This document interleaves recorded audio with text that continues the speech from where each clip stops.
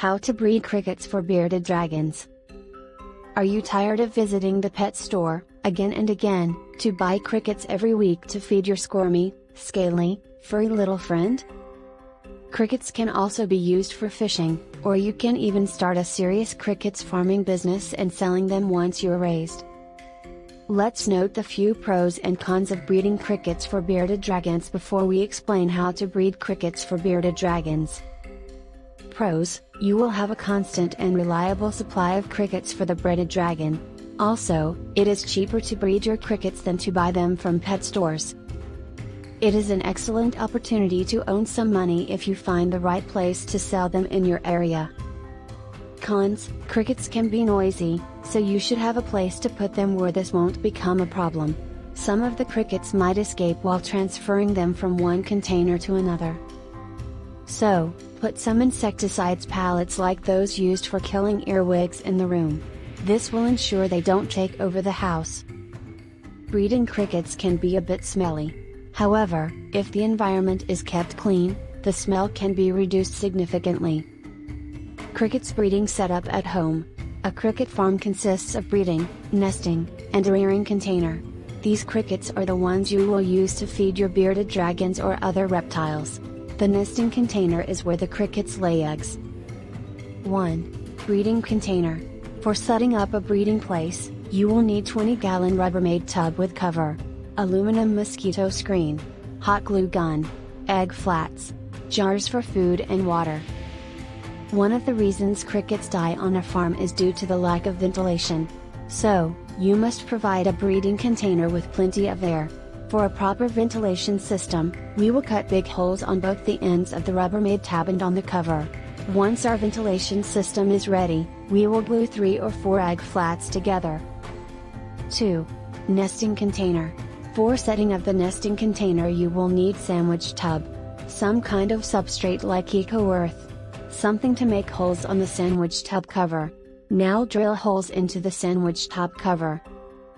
3. Rearing container. You will need the following for setting up rearing container. You need to drill holes on the sweater box cover about 1 inch apart. This will ensure the baby crickets do not escape from the sweater box. Feeding your crickets. Before we move forward to raising crickets for food, it is essential to know what crickets drink and eat. What do they eat? There are several commercial products in the market like Nature's Own Crickets Food Bites or Fluker's High Calcium Crickets Feed. Mix commercial dried cat food in a tub with 10 parts skim milk powder with one of the good quality calcium supplements required by reptiles and amphibians. Now shake it so that the powder coats the cat food well. What do they drink? Giving them water can be a problem if you serve them on a jar cover, as the crickets can drown. While if you use a ball of damp cotton wool or sponge, bacterial issues can arise, which can be quite messy. So, the best shot is to buy a commercial product like Fluker's Cricket Squincher or Nature's Own Crickets Water Bites. How many crickets to feed a bearded dragon? For healthy, adult bearded dragons, you need to feed them around 10 crickets a day and around 20 during single breeding. In contrast, a baby juvenile dragon needs to feed 30 to 80 crickets a day. How to breed crickets. Once our farm is ready, we can start the breeding process. 10 to 30 crickets if you want to use them for breeding. On the other side, if you're going to feed your bearded dragon, you will need 500 to 1000 crickets. A heating pad or bulb and thermometer. The heat pad or a thermometer is used to ensure that the crickets live in an environment with a perfect breeding temperature of 85 degrees Fahrenheit. In case the temperature goes below 70 degrees Fahrenheit, the crickets will breed less, while if the temperature rises above 95 degrees Fahrenheit, they will start to die. Put the crickets in the breeding container and close it with the screen cover. You will see in 4 to 7 days the female crickets have laid eggs in the nesting container, which is to be removed now. Don't forget to cover the nesting container. Also, remember that it should have holes so that the moisture can get out. In the next 4 to 5 days, the eggs will start hatching. Now it's time to provide them with some food. You need to remove the sandwich tub cover and put some greens and lettuce.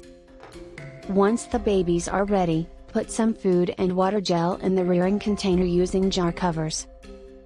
Also, put the egg flats inside the rearing container and the toilet paper that goes from the substrate to the bottom of the rearing tub. The paper will help the babies get out of the nesting container. Once the babies leave the nesting container, remove it from the rearing container. When you see the crickets get about 1/4, put them in the breeding container to start breeding again. The process of crickets breeding can be challenging. Thanks for watching.